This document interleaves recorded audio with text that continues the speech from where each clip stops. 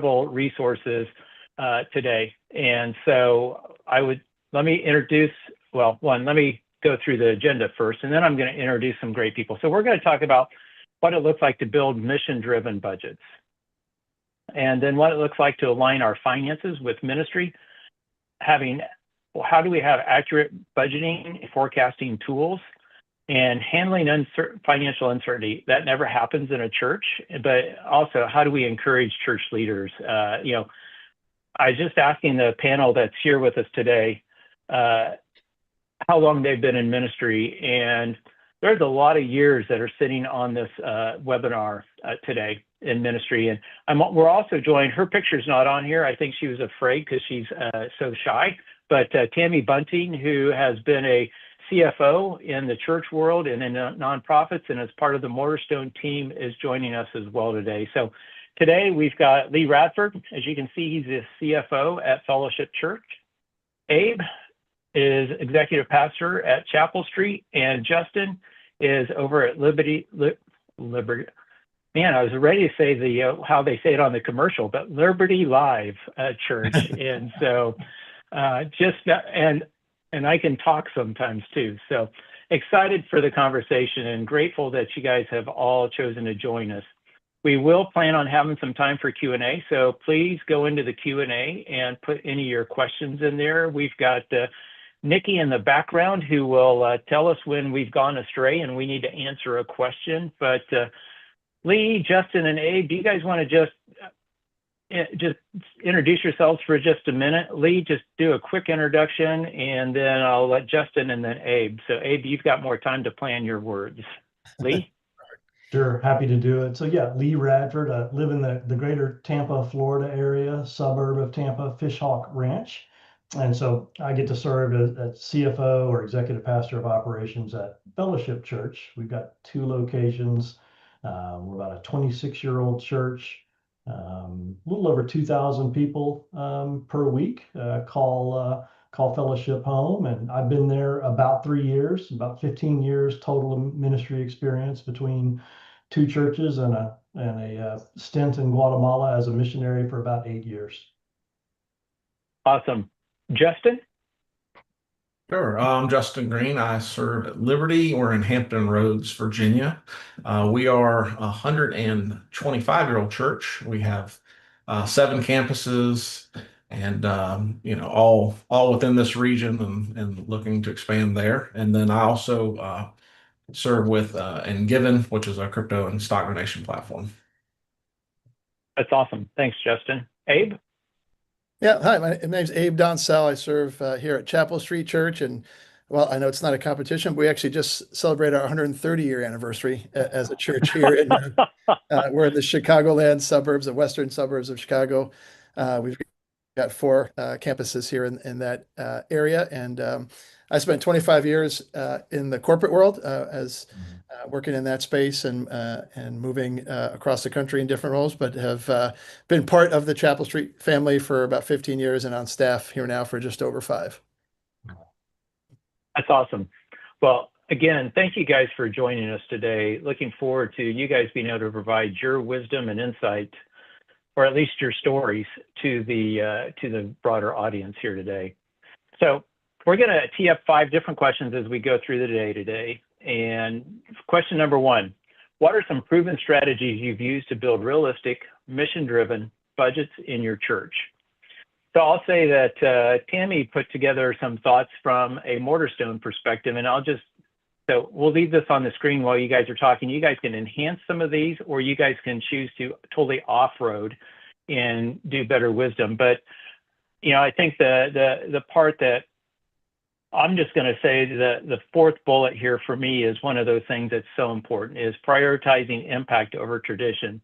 I think, and one of the things that I'll just say, what makes it very real for me today is I'm part of our church has been a multi-site. We're now spinning off the remote locations as independent churches, and I'm elder chair at one of those 2 locations. And the challenge that I'm having right now is people who have been used to how the old church did ministry, making the shift into aligning to the mission as we see it.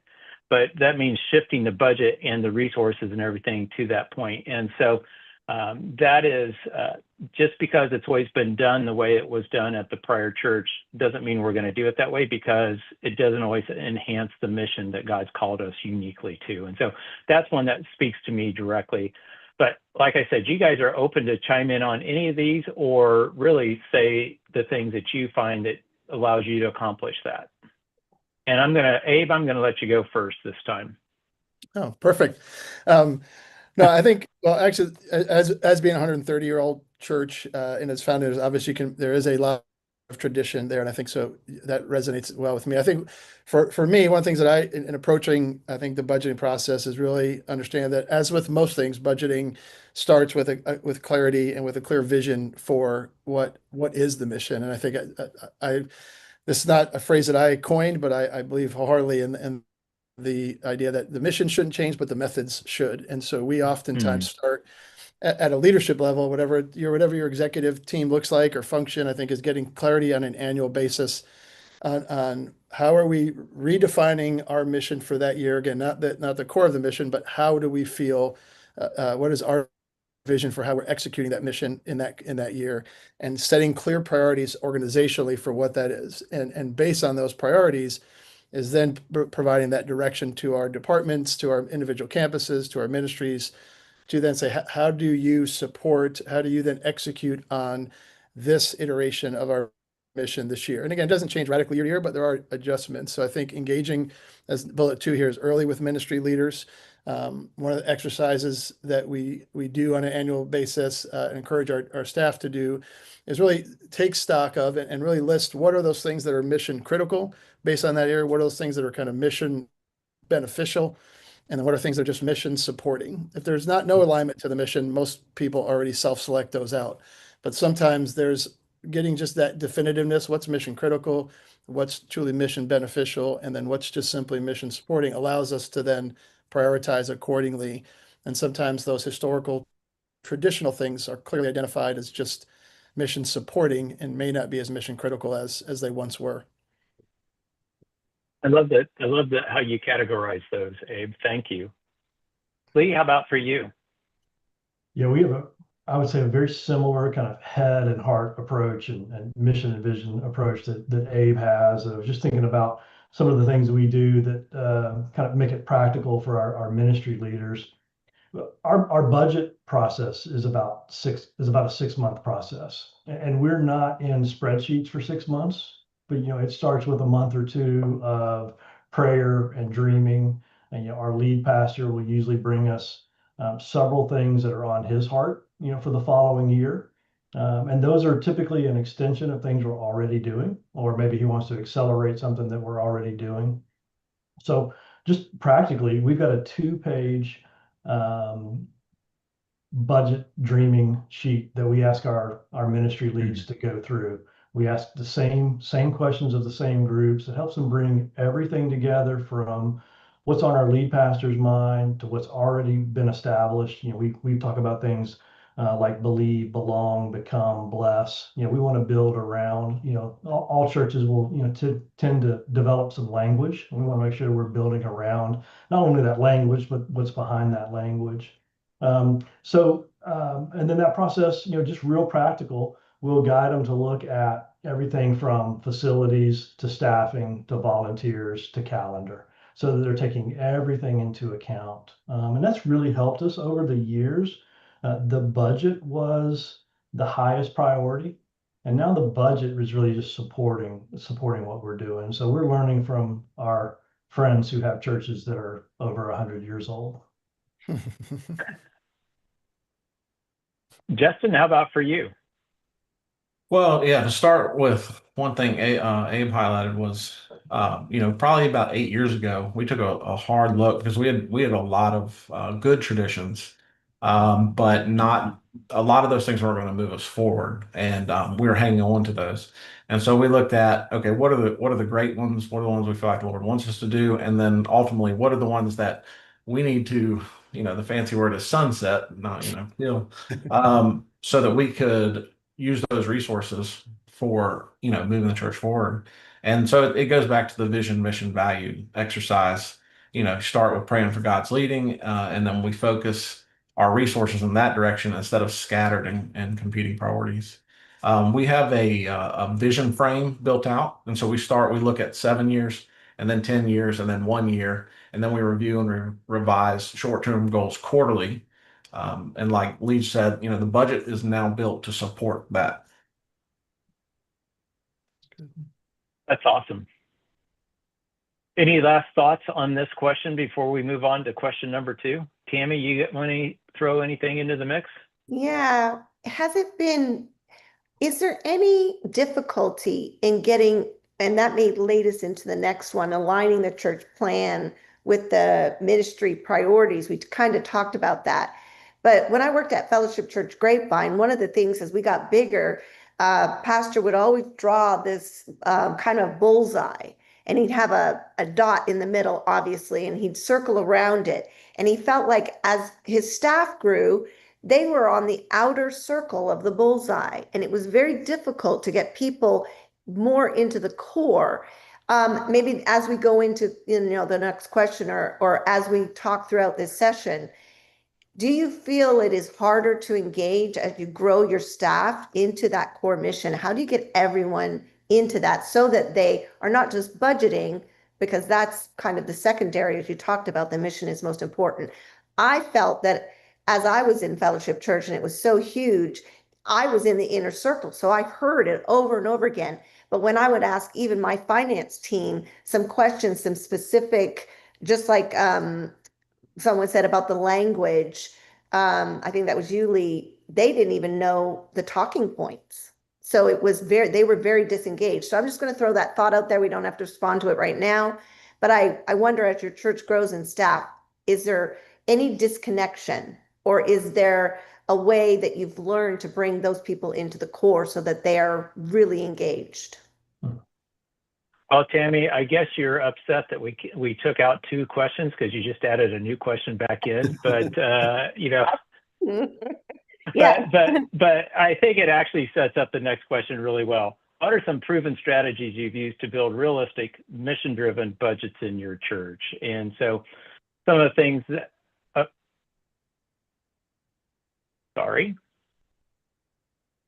we actually have a poll before we go there. So,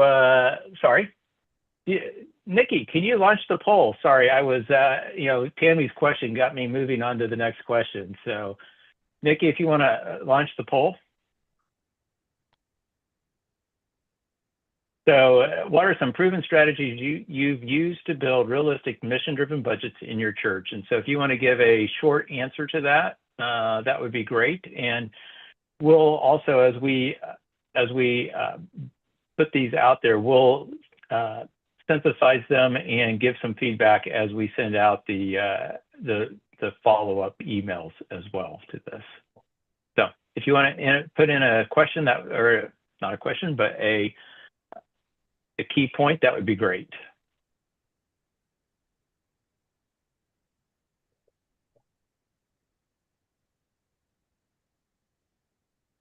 And so I'm going to go ahead and go on to our next question while you're working on that. And how do you align your church's financial plan with its overall mission and ministry priorities? And to some degree, Tammy's question was a great lead into that conversation, because it's a question about, we had a staff of over 110 people where I was at, getting all of them aligned to the mission instead of focusing on what they could do with dollars, as opposed to what their contributed to the mission, was always one of the fun parts about sitting in the seat that I sat in. And so, as it's here, is communicate impact. And that's, I think, one of the key things that's here for me, is the fact of, we always have to be the key vision repeaters in these conversations, and communicate. And so that's one of the things, Tammy, to your question, but also to the broader question here. Justin, what about for you? What do you see in this for that question? Sure. Yeah, I think it's, what we've had for so long is, we tell ministries when budget time came, hey, dream, do, whatever, but everybody was just kind of dreaming on their own. And so by kind of coming up with a vision frame first. We say dream within this vision frame, and so move in. So we're all moving in the same direction. And to Tammy's point, how do you communicate that as you grow and expand? And it's really taking that vision, that frame, and saying with the entire staff on a regular basis, like this, it's simplified, and this is what we're talking about. It's not complex. It's simple. You can remember it, but you have to keep talking about it all the time. And then when you get into budgeting, everything you do, you have to ask, what's the purpose? And so, really press back on them and say, these are all good ideas, but we need ideas that are all moving us all in the same direction. That's really good. Abe, Lee, who wants to go next? Yeah, I think Justin hit some key points there. I think that concept of just continuing to reinforce vision. I know we've all heard this, but someone once said to me, just about the time you're tired of talking about vision is when people are finally getting it. And so I think that is, as a staff, people are busy. People are often, certainly in the context of church, are absolutely mission, committed and passionate, but can also get very busy in doing the work. And so really realigning that, especially on a year-to-year basis, as you make adjustments or make slight change in just the way the methods that you're using. We do for bullet one. We do use a little bit of tool that you say that term mission filter, and again we've stole this from somewhere. I don't know where it was initially, but we have all of our ministry teams as part of the budgeting process, just with a kind of a basic 4x4 grid, which on the vertical axis is just kind of mission essential. How essential is, as you plot all your activities, how mission essential is it? And then on that horizontal axis, how effective are we at it? And meaning how effective are you? How effective is that? And so you kind of get those 4 quadrants. And if it's an upper right, if it's highly effective and highly mission critical, then that's where we want to pour more resources behind. How do we scale that? How do we grow that? How do we invest more in that? Whether that's time, talent, people, whatever. If it's lower right and we're effective, but it's not very mission critical, how do we shift maybe some resources away from that? We don't maybe want to stop it, but we don't want to invest. If it's lower left, obviously, and it's neither, then we should be stopping those things or sunsetting them, as Justin said. And then, if it's in that upper left where it's really critical, but we're not really as effective, how do we strategize around more of that? So that's a tool we use to kind of filter that allows every year that annual, because sometimes activities might even move from quadrant to quadrant, year to year, as we make adjustments in our, kind of how we're prioritizing different activities and different focuses. It's really good. Lee? Yeah, I was thinking as church leaders, everything we do is a good activity. It's a good program because it's Christ-centered. And so what we tell our folks is we're always having to trade better for best because everything we do, assuming the best, is pointing people to Christ. So then what we try to do is look at it and say, well, where are we kind of seasonally as a church? Are we in a high growth mode?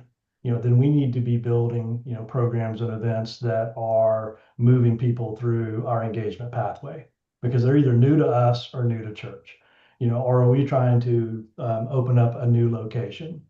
So then, we need to make sure we've got financial margin and staff and time, to be able to focus on that. And so, being able to define best for people in a way that is unifying and vision driven and strategic has really helped them see, okay, this program is going to have a flat budget year over year, but it's for a really good reason because we're trying to launch a third location. Because we're trying to reach, and connect with all of these new young families, that are blowing up in a good way, blowing up our kids ministry.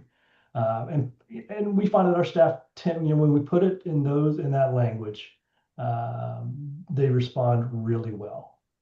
Because at the end of the day, we all love our particular local church, and we love the big church.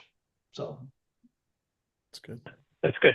So a couple of you guys have all talked about having to reduce something, cut something, sunset something, whatever the case is. So how do you engage with so I'll just throw out a question. Tammy, I'm going to take something from your playbook and throw something new out here, but how do you engage your how do you engage in those dialogues? And frankly, I think the staff can often get it way more than what the congregation can get it.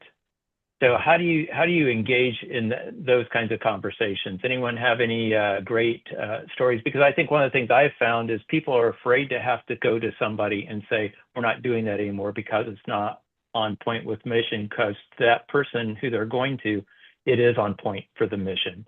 And so how do you have those dialogues? What's that look like?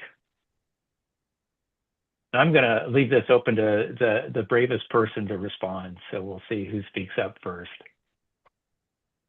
I'll throw something out there and then the guys can build on it if they want to. We strive to make data informed decisions, which can tend to help right size emotion. The emotion of how long we've been doing it, or the perceived, how great it is. And we can all find a life change story in any program that we're considering reducing or sunsetting. You're always going to find that, but you remember so and so who had a life changing moment because of that program. And so we try to shy from data driven. We try to back off of that a little bit to data informed. That seems to work a little better in the church world, while leaving space for people to both celebrate the life change that really did happen, because it really is real, and give them a season or a moment to mourn the loss of that program. And so, which is why we take 6 months, because we want to have some of the big dreaming questions way in advance of when our congregation needs to vote on the budget, so that we're not trying to press something right at the end.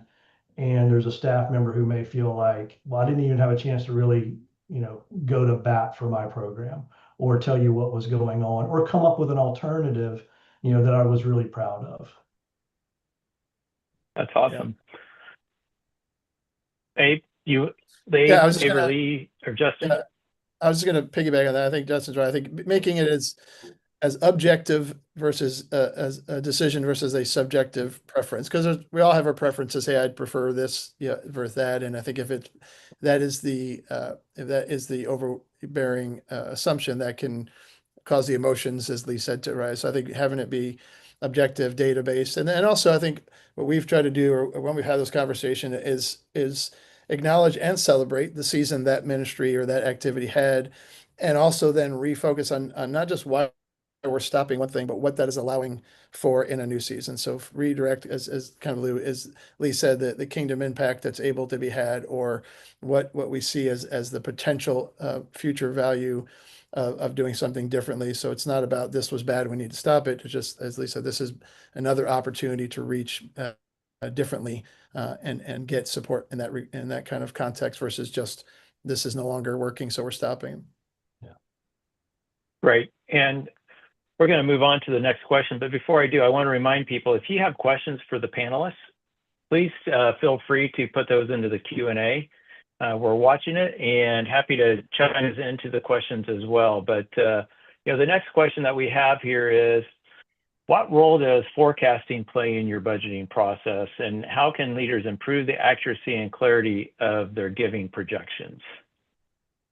And so some of the answers, or some of the pieces that Tammy's put here is here. I think the key that I, in my church, we always did a 3 to 5 year trend, looking back at what has taken place and what that might tell us about the future, recognizing that we'd have to take a look at how many people have left, how many people have come, what do we see the transitions, and that's where the analytics from Waterstone was a helpful part of that journey.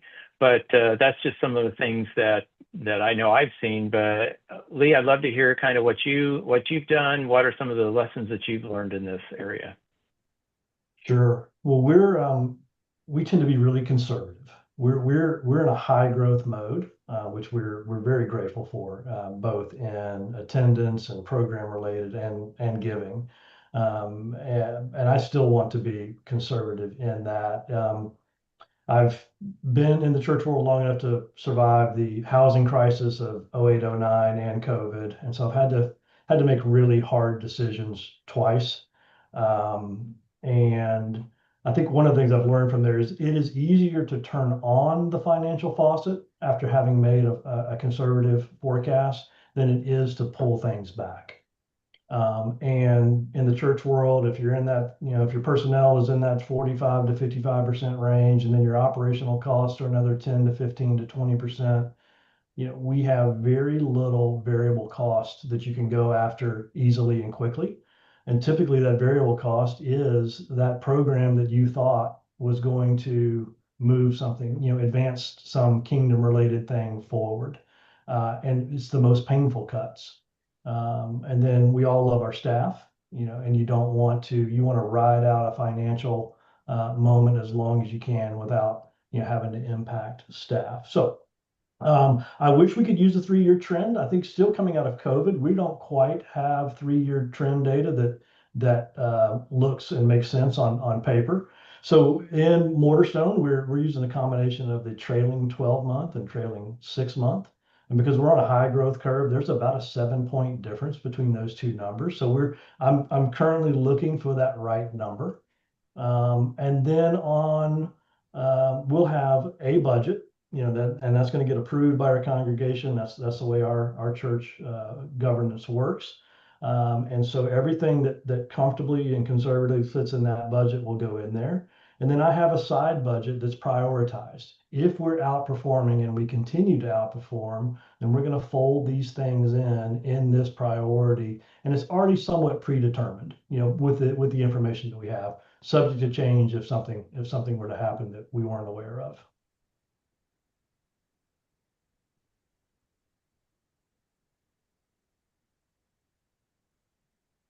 I think your sound went off, Dwayne, but I think you asked Justin. I'll go to Justin next. And Justin, I know you and I have had some conversations because I was able to work with you on the new forecasting tool. And part of you being a part of this panel is just that idea that you were really engaged in that forecasting, and not only forecasting, but able to go back and during a month, or instead of looking in a rear view mirror, we can project forward where we think we're going to be as what we expect to be. So I'll let you weigh in on this as well. Sure. Yeah, I think it, it starts with going back and paying attention to your donors, right? So that's kind of where our conversation had gone. It's not just looking at kind of high level giving numbers, but if you really want to forecast, get all the way down into your donor trends to see how, what type of migration is happening. So, if we categorize donors in a way, take giving level, we start to see the trends emerge over time. And so, like for the last 5 years, we've noticed that the volume of giving in the lower tiers has been on a downward trend, but in the higher tiers, it's trended up. Now, that's not the same as overall giving, but just in those different categories. And there are multiple variables there, but understanding why it's moving and where it's moving will inform your forecast. So we use, the tools you want to use are going to be your CHMS, and then Mortarstone is, really got it already baked in. We built a lot of our things custom in our CHMS, and then Mortarstone came out with it and could have saved us, 2 years worth of work. But, the technology's there so that you don't have to spend all the time in grunt work getting there. But so you want to look at your donor levels. You want to pay attention to the economy, especially local. That plays a part.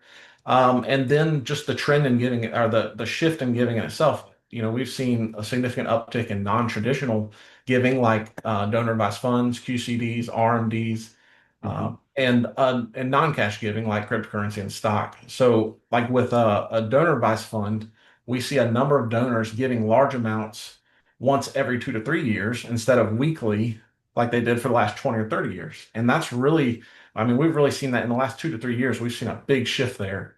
And stock, they used to give every December. Well, now they can give it throughout the year. So just paying attention to those trends and trying to figure out where those trends are, then trying to build that forecast around it. It's just a little bit different than when it was all cash giving. And Tammy, can you hear my voice now? All right. So Justin, great. And I'm just going to put on something on top of what you just said. actually in our next webinar next month, we're going to do a conversation on what the One Big Beautiful Bill means for churches, and DAF oriented giving is a key part of that conversation. And so if you want to understand where we see the market going from a DAF standpoint and the impact on churches, come back next month, because we're going to dig deep into that conversation, because we actually think there is a lot in that conversation for churches across the board. So, and if you're not figuring that out yet, it's time to start figuring out, because bunching your contributions and then spreading it out over multiple years is going to be a key part of strategy for people in tax smart giving. So, Abe, anything else you'd add into the conversation? No, I would just echo. I mean, both Justin and Lee actually hit almost exactly our same situation. I think I think what Justin just alluded to is kind of getting a couple levels below just the aggregate trend. I think that's easy or more obvious for us to look at. I think it's important to, but getting into some of that, and we've seen some of that same kind of anomalies or dynamics at lower levels of giving, and some of that to really understand what's driving that. We all know that giving tends to be a lagging indicator after attendance and some of the other things. So how do you incorporate all of that into creating a forecast that is informed? I think that's as Lisa, I think the thing that we try to do is use forecasting and budgeting and use it using objective data so we can make informed decisions, just not perceptions or individual anecdotes of what a given campus pastor might think or a given ministry leader might be seeing. How do we look at that in an aggregate to inform those decisions? So, Dwayne, let me just great. Throw one more thing out there with this. So, in my experience, I would spend time with ministry leaders on mission, creating the budget, and then partway through the year, and maybe Lee, you mentioned that as you talk about the priority list.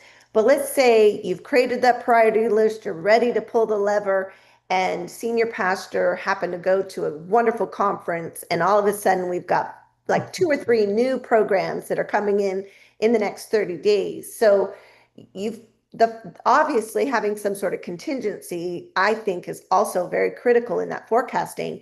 So that's one thing. But the second thing is what Justin alluded to, is this idea of understanding the composition of your giving. Because a lot of times we just present our giving as dollars or growth percentages, and we haven't really dug into the composition. So when we're asked the question, why is it down or why is it up? We didn't, before Mortarstone was able to build out the new forecasting, and hopefully you'll get an opportunity to see that at some point. But that has been a huge challenge for me, is to be able to really answer the question why. And I think being able to answer the question why more often will potentially give the senior pastor or the leaders an understanding of where they're going. So when they make those decisions, it's going to have an impact on that bottom line. So just any comments, just we can wrap this one up, but that has been a real challenge for me, both of those, to be able to answer the question why and to manage to the visionary leader. Anyone want to weigh in? Or else, Tammy, I've never had the experience where my lead pastor has shifted direction on me. So I don't have any experience with that, so I can't speak to that. Sorry.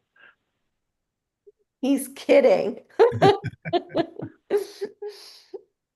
I am. Tammy, I had a similar conversation with our lead pastor, who have a really good relationship as I would with our staff members, which is we're probably going to have to look at a series of trade-offs. And so we may have some priorities that we had built months before, and there's a new opportunity. I want our lead pastor to be sensitive to those. And what we knew to be true 3 to 6 months ago, and when we start budgeting, we could have started, some of those conversations could be 18 months old, and so things will change. But it is still a gentle conversation of, if we do that, then we probably won't be able to do one of these other things as soon as you think we might be able to. And you're just reshifting. And so it's a very similar conversation. Yeah. For me, at least. So. Yeah, that's I good. think, Abe? Yeah, I was just gonna say one other thing that we also, and again, obviously, I think all great leaders have some level of visionary to them, and it's easy to get to get attracted to different things. I think we've tried to look at what is truly the total cost, not just financial, because the financial cost sometimes can be the easiest to solve for folks but what is the cost to even the capacity of our staff to implement this, on the mission blur that might occur, to a lack of focus. So really encompassing, having that conversation at that executive leadership level on what's the true cost of this, and if it's then worth it, how do we make those adjustments? But not, I think sometimes by default is, can we pay for it or not? But that might is often not the only question, or even the most impactful one, depending on the situation. That's good. So there's another poll. So Nikki, if you want to put the poll up, but someone asked this question already, and Justin leaned into this a little bit as far as what tools or methods have you found most effective for forecasting giving trends? And Tammy, I just ask we've already mentioned the new tool, the new resource that Mortarstone has produced. Talk a little bit about what we've done here and what we're hoping to help churches with in this.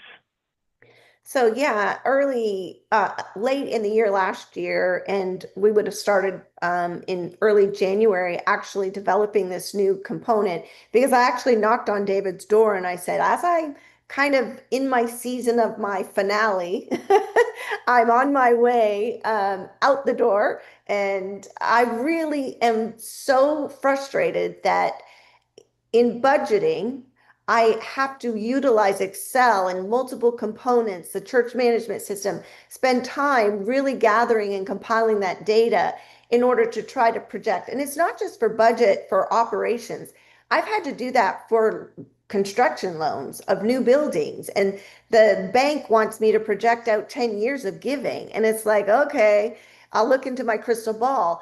I wanted some hard data to be able to use. And part of that would come from the information in Mortarstone. But I wanted Mortarstone to already build out a component that would take all of the information that's happened based on, like what Justin said, by giving components, your top givers, your core givers, your new givers, your giver participation, and build out a trend and forecast for me based on that information, so I have something to look at as I build my budget.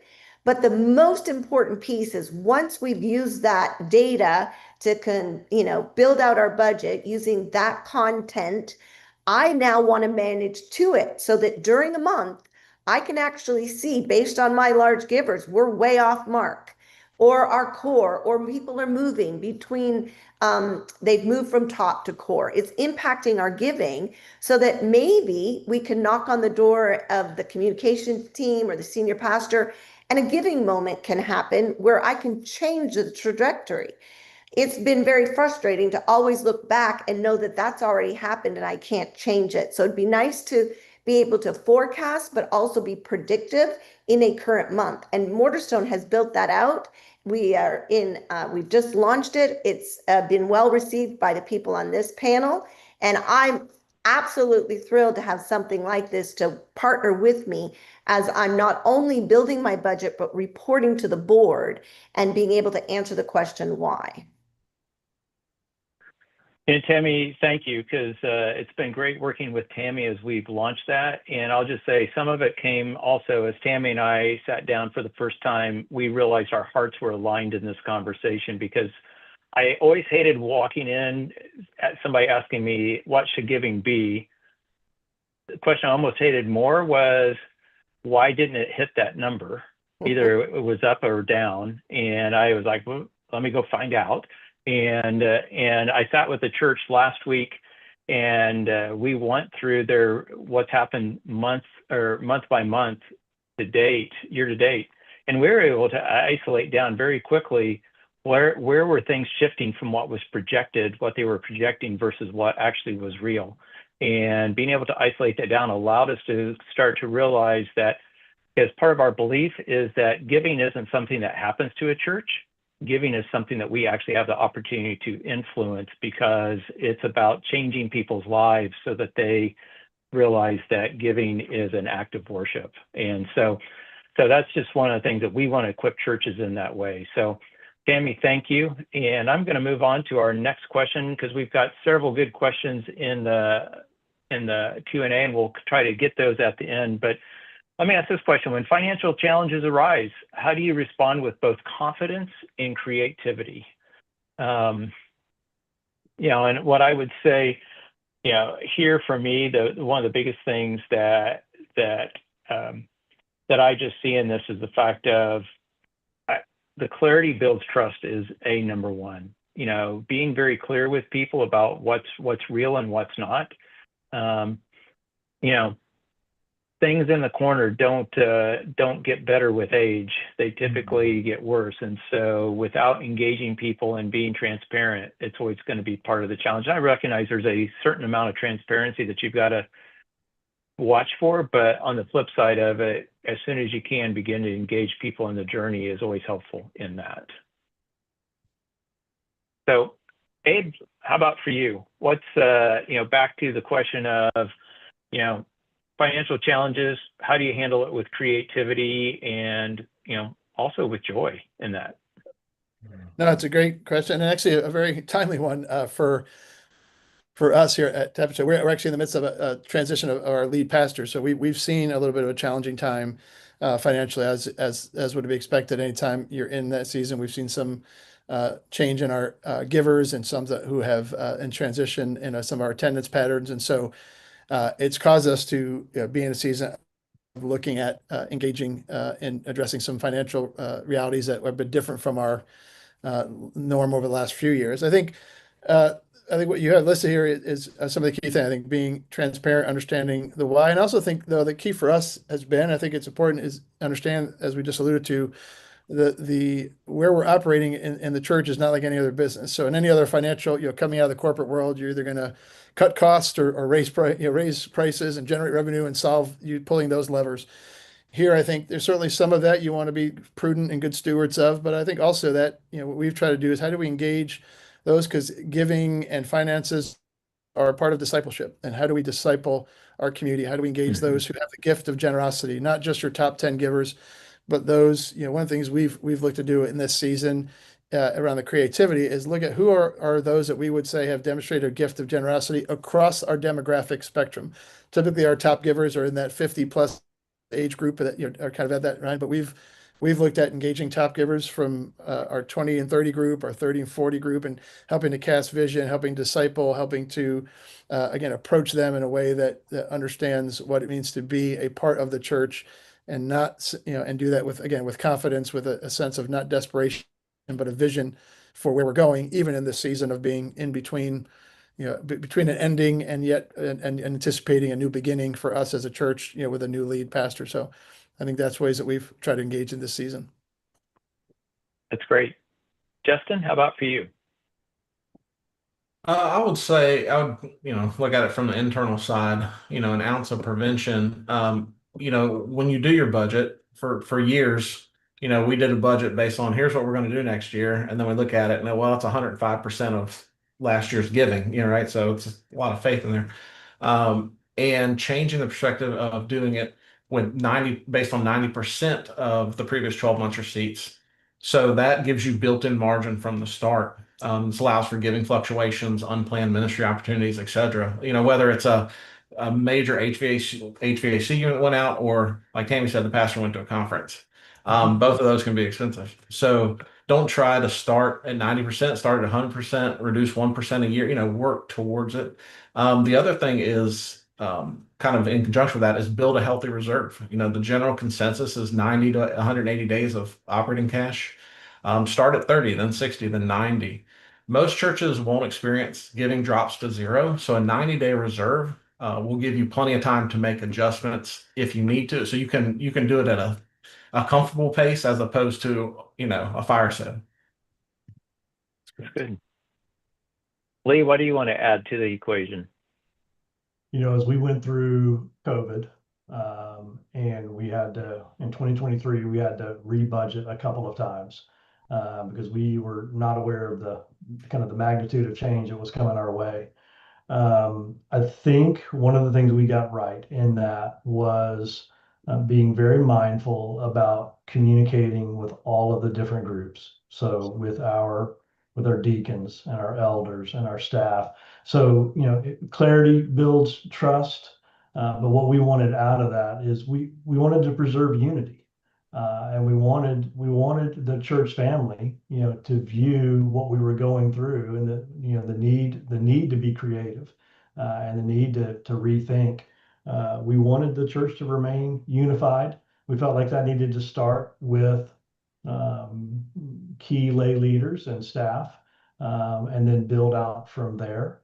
And so that takes so much, more work.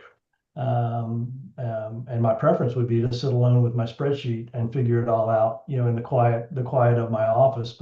But getting out and having, really a long series of conversations and really healthy conversations. And people appreciate, being invited in. And I think that paid dividends. And so when we would say, Yeah. hey, we're going to have to make a change, people understood, and it kept us unified in that season. So a question that came in that's somewhat similar to this is, do you always present a balanced budget or show a surplus or a deficit? Anybody not present a balanced budget?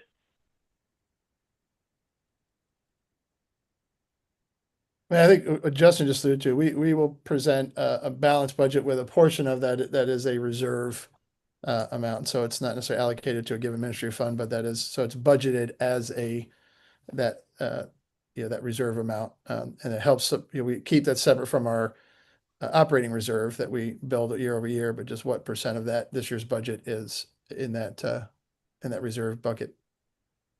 So in the spirit of Dave Ramsey, every dollar has a name, right?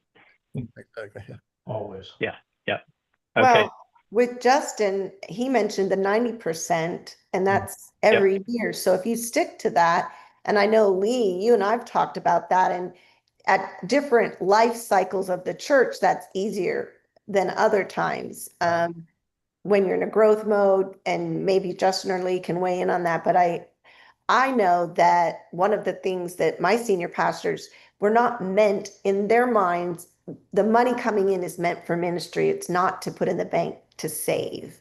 But I wrote a whole article on rainy day funds, because as much as we want to spend every penny, just exactly what has been mentioned here, the HVAC's going to go. We have to run it like a business. We know it's a church, but we need to be prepared and be good stewards. But Lee, you want to weigh in on that 90% for you guys? Is that a possibility yet?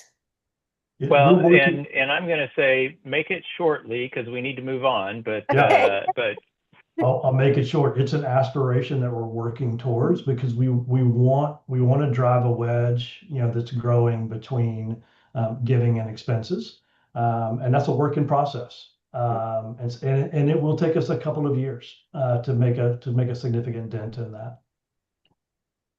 That's good.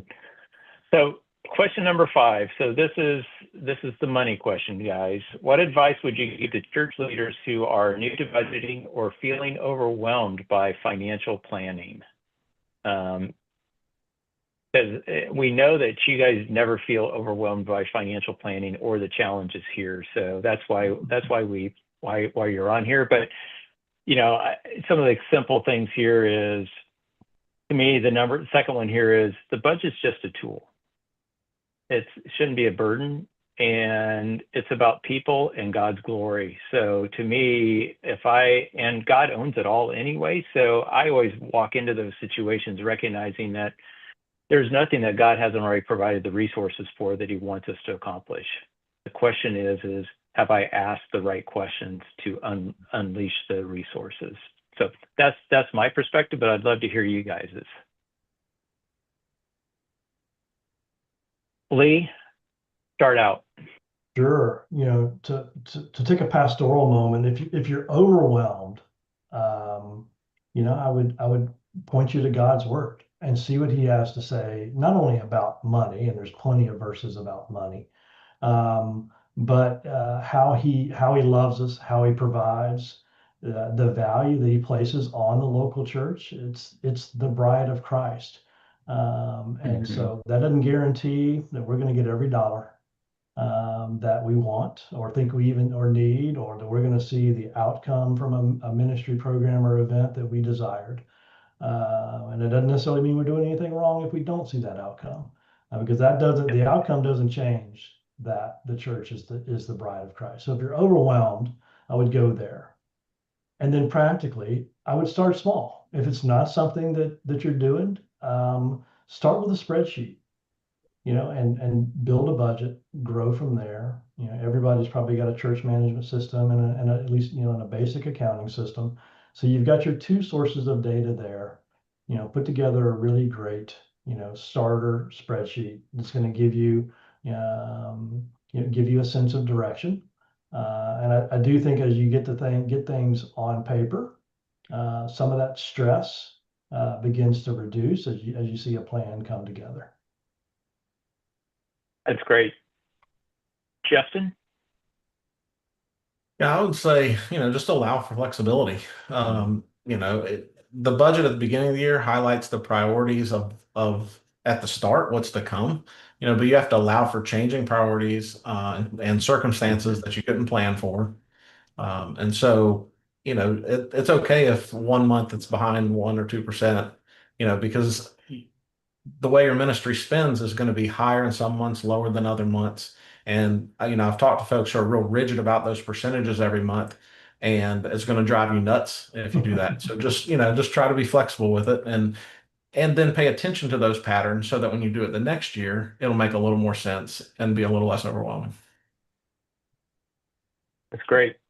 Abe, you want to bring it home Sure. Yeah. from that perspective? Yeah, I think it's a great comment. I think a couple of things is again, there are great tools, and I would echo Mortarstone has been a great resource to us. So while I know this, we're on the call with Mortarstone, but I think finding whether it's tools to Mortarstone or others that can help make this more effective, more efficient, you don't need to overcomplicate it.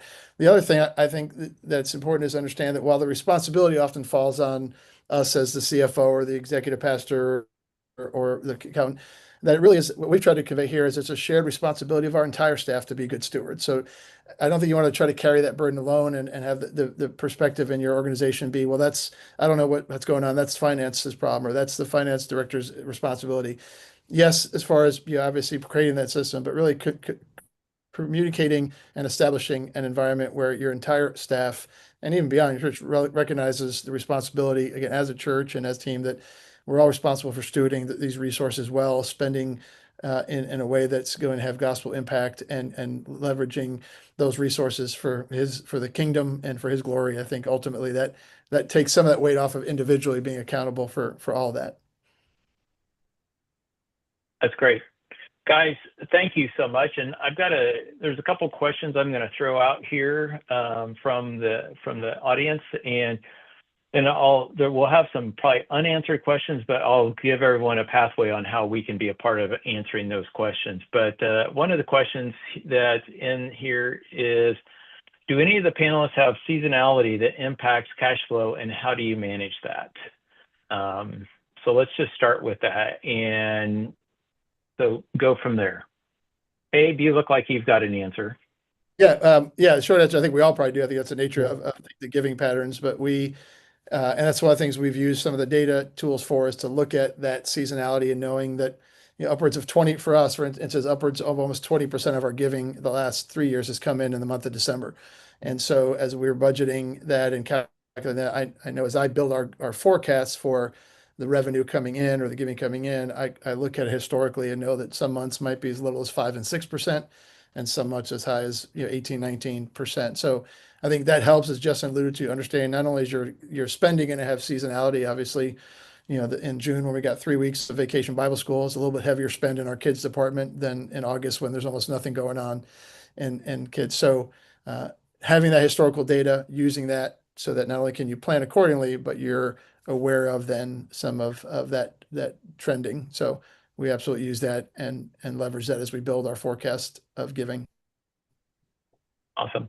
So does anyone have a line of credit or liquidity that they take advantage of to deal with the seasonality? We self-finance our seasonality through our rainy day fund. We do have a line of credit, but we don't want to tap into that just for the seasonality. Our seasonality swing is not big enough to need to do that. But that rainy day fund, when we budget seasonally, income and expenses, and those seasons don't match. And so many of us probably have a finance team. I spend a lot of time educating those really smart businessmen and women that we're going to have a whole lot of months during the year where expenses are going to be greater than income, and that 15% of our income is going to come in at Christmas. And so it's a little bit like being in the retail world. You're just trying to get to the holiday season in that space. But part of our rainy day fund is to self-finance any time that the operating account might get lower than we're comfortable with. And then we would look to December if we needed to tap into that. Part of December's opportunity and role would be able to help us replenish that. That's great. I know for us at my church, we actually shifted the fiscal year so that the hockey stick at the end of December actually came in the middle of the fiscal year, so that we actually could, and that actually solved a lot of our rainy day challenges because we didn't have to hope for a good December. We knew what December actually had accomplished. So we're out of time, and so just a couple things. Just key takeaways is we have to remember that mission must drive the money, not the other way around. If we're trying to figure out the money first, then it's going to be a challenge. Involve your team, communicate. Forecasting is an art, and be proactive, not reactive. And, over time, confidence is going to grow. And I'll just say, we at Mortarstone, our goal is to provide you, and I love, Lee, how you said it, data-informed ministry and discipleship is what our purpose is, and we're grateful to be able to do it with partners like the guys on the call with us today. So Lee, Justin, Abe, thank you guys so much for your time and your wisdom, and we look forward to actually another conversation. So as we look towards the future, there's some outstanding questions that didn't get asked, or that didn't get answered, sorry. And one of the things that we want to do at Mortarstone is actually continue the dialogue. And so we want to do some roundtable conversations that can include giving, budgets, year-end planning, and all those things. And so if you're interested in something, there's a QR code, sign up for that. And by the way, we will be sending out these slides and the video or a video recording probably tomorrow. So be watching for that, but sign up and let's continue the dialogue. And the other thing, I already mentioned it, Justin did a great lead-in for it, but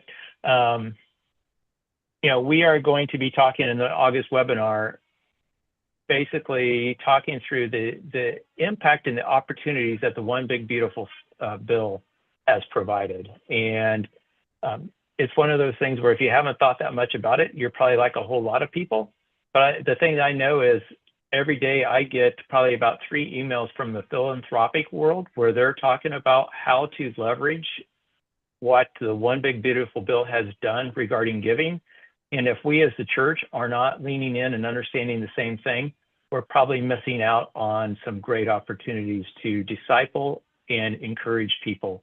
And the way I look at it is discipling and encouraging people around generosity is actually helping accelerate the mission of the church. And so thank you guys for being here, and truly thank you to our panelists and folks.